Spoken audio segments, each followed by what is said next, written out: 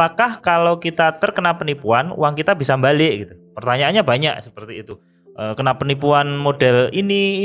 Lah ini gimana caranya uang bisa balik gitu. Nah, sepengalaman saya dan setahu saya ya. Jadi kita kalau pengen tahu apakah kalau kita terkena penipuan itu uang kita bisa balik enggak atau enggak, kita harus tahu kasusnya seperti apa gitu. Kalau misalnya kasusnya skimming, lah skimming seperti apa dilihat di channel ini udah banyak ya. Skimming itu apa? Itu ada peluang untuk bisa balik, meskipun ada peluang untuk tidak bisa balik juga gitu, karena bank nanti akan melakukan investigasi kesalahannya itu di mana. Intinya itu kalau kesalahannya itu di kita, kemungkinan balik itu kecil. Tapi kalau kesalahannya itu di pihak bank, maka kemungkinan baliknya itu ada kan gitu. Nah, skimming masih ada peluang untuk balik kan gitu. Terus atau misalnya kayak kemarin kesalahan orang dalam gitu, di kasus-kasus yang pernah kita bahas beberapa minggu yang lalu, masih ada kemungkinan untuk balik.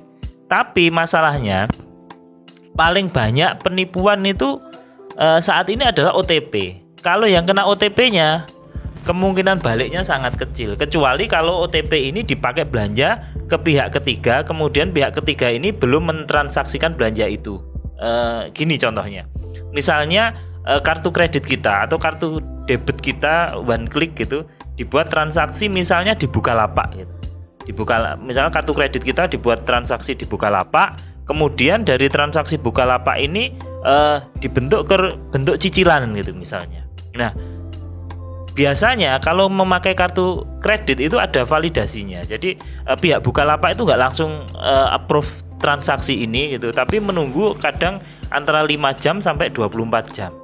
Nah, kalau transaksi ini belum di-approve pihak ketiga, dalam contoh ini misalnya Bukalapak, maka kita masih bisa mengurus ke Bukalapak gitu. Tapi waktunya kan mepet sekali.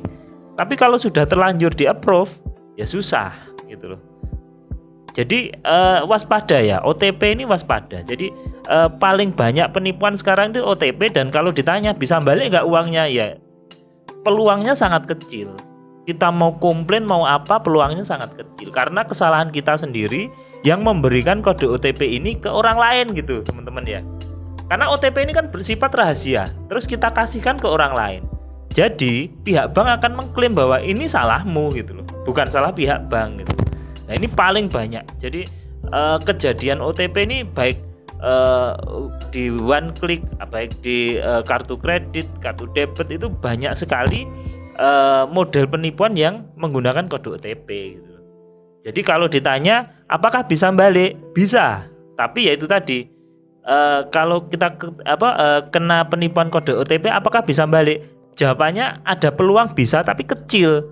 Ya contohnya kalau transaksinya pakai pihak ketiga, kemudian pihak ketiga ini belum mengapprove transaksi tersebut, dan kita langsung komplainnya ke pihak ketiga tadi gitu. Jadi seperti itu ya teman-teman. Transaksinya kecil. Kemungkinannya kecil. Mau komplain kayak apa, mau pakai pengacara, mau pakai apapun, kalau yang kena OTP ya susah. Nah nanti tapi ada yang pernah bilang gitu, oh komplain ke bank, saya ada pernah ngobrol gitu sama pihak bank gitu, ada yang komplain ke bank katanya nggak menerima kode OTP gitu, tapi transaksi terdebet gitu ya. Itu ternyata di bank itu mereka punya histori SMS gitu. Jadi bener nggak sih ini di SMS OTP ini dikirimkan ke handphone nya atau tidak gitu. Jadi di bank ini ada historinya. Nah, kalau di historinya ini, diinvestigasi historinya ternyata sudah terkirim kode OTP, ya susah. Jadi kita nggak bisa nipu-nipu gitu loh. Nggak bisa nipu-nipu. Kayak kasus yang kemarin terakhir itu, artis siapa itu yang komplain itu ternyata handphonenya dibawa temennya, saudaranya gitu kan ya. Pas di rumah digeledakkan, dibawa saudaranya, terus kemudian kode OTP-nya dihapus kan gitu.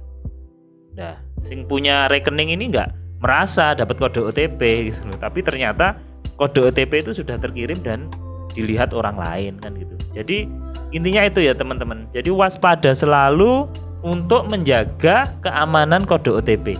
Ya, OTP dari kemarin itu yang curhat itu rata-rata OTP gitu. Dari kemarin OTP terus gitu.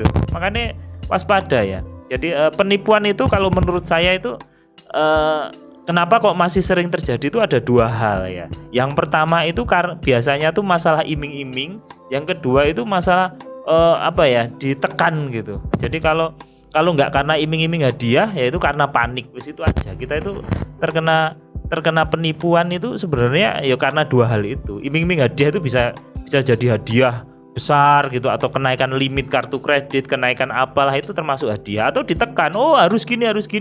Ya, biasanya kalau cewek ditekan gini wis gampang banget gitu. Ya itu ya mungkin itu sekedar jawaban teman-teman yang nanya apakah kalau kena penipuan uangku bisa balik gitu ya. Oke, itu aja dari saya. Sampai ketemu lagi di video-video selanjutnya. Semoga bisa membantu teman-teman ke depannya. Assalamualaikum warahmatullahi wabarakatuh.